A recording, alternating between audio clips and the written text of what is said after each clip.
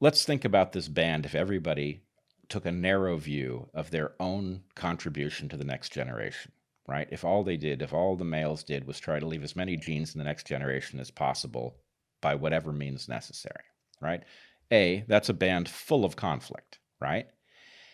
Now, if we look across the larger landscape, all of the bands of hunter-gatherers, how much does the competition between two individuals within one band over mates affect how many copies of their genes are on that larger landscape?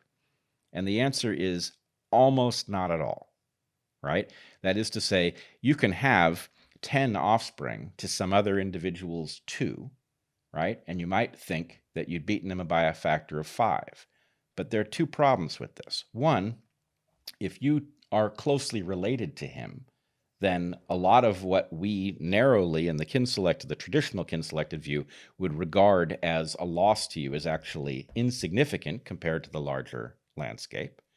But the other thing is, if your band blinks out of existence 5 generations down the road, taking all of your great-great-great-great-grand offspring, right?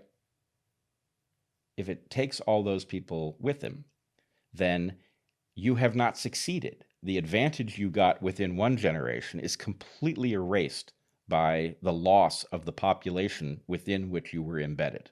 So the point is, if we really understood the mindset of the individual in rational evolutionary terms, we would understand that they, in some sense, will be built. They will be wired and programmed to behave in such a way both to advance their own genetic interests and to protect the long-term population well-being that allows those genes to circulate, right? They will effectively be protecting a gene pool. Now, the groups